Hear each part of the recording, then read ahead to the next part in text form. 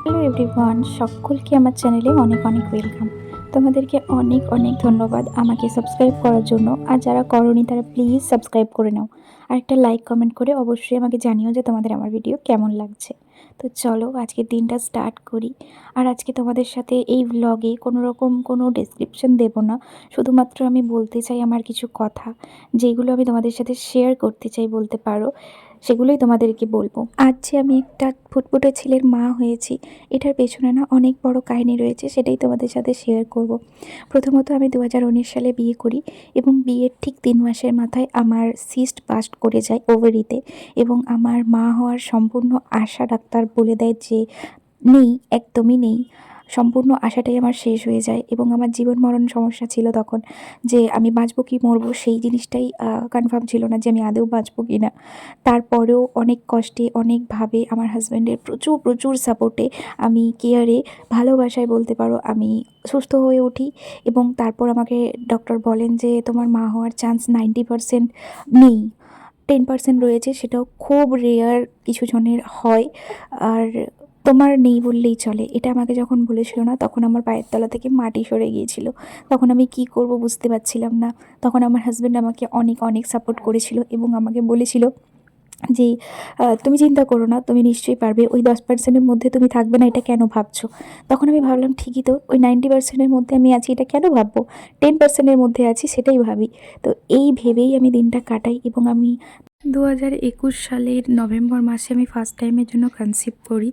তখনও আমি জানতাম না যে আমার জন্য আরও কী কী অপেক্ষা করছে। নভেম্বরে কনসিভ করে ডিসেম্বরে আবার মিসক্যারেজ হয় এবং আমি বাচ্চাটাকে হারাই।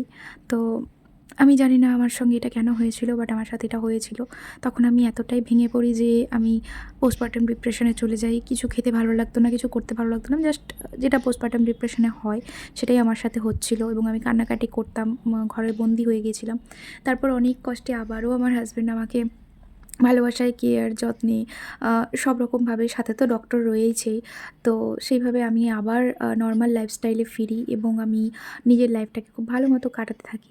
এবং আনএক্সপেক্টেডলি 2025 সালে মার্চ মাসে আমি আবারও কনসিভ করি এবং এবার কনসিভের পর আমি ভীষণ রকম ভয়ে থাকতাম যে আমার কী হবে, আমি আদৌ পারবো কি না। তো তখনও আমার হাজব্যান্ড আমাকে সাপোর্ট করে এবং বলে যে ঠিক আছে, সব ঠিক হবে। তো আমি 2025-এর জানুয়ারিতে অ্যাকচুয়ালি আমি কনসিভ করেছি, বাট আমি জানতে পেরেছি 2025-এর মার্চে।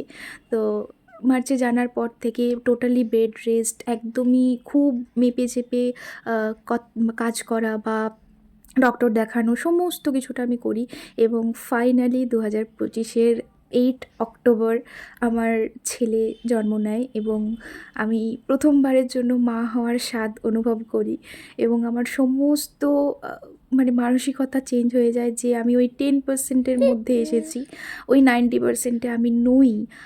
যারা আমাকে বলেছিল যে তোর কখনো বেবি হবে না, তুই কখনো মা হতে পারবি না, এখনও বাচ্চা নিচ্ছিস না, বিয়ের 7 বছর হতে গেল এখনও বাচ্চা নিচ্ছিস না, তুই হবে না, এমনকি আমি বাঁজা শব্দটাও শুনেছি।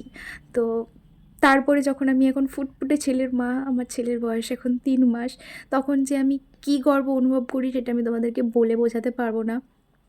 তোমরা প্লিজ আমার জন্য প্রে করো, আমার বেটুর জন্য প্রে করো। আমরা যেন এভাবেই হাসি খুশি এবং ভালোভাবে দিন কাটাতে পারি এবং আমরা যেন সুস্থ থাকি। প্রেগনেন্সি জার্নিতেও অনেক কিছু হয়েছে, সেগুলো আমি তোমাদের সাথে অন্য একটা ভিডিওতে শেয়ার করব। আজকের মতন এখানেই বাই বাই। ভালো থেকো, সুস্থ থেকো এবং একটা লাইক সাবস্ক্রাইব করতে একদম ভুলো না। কমেন্ট করে জানিও কেমন লাগলো।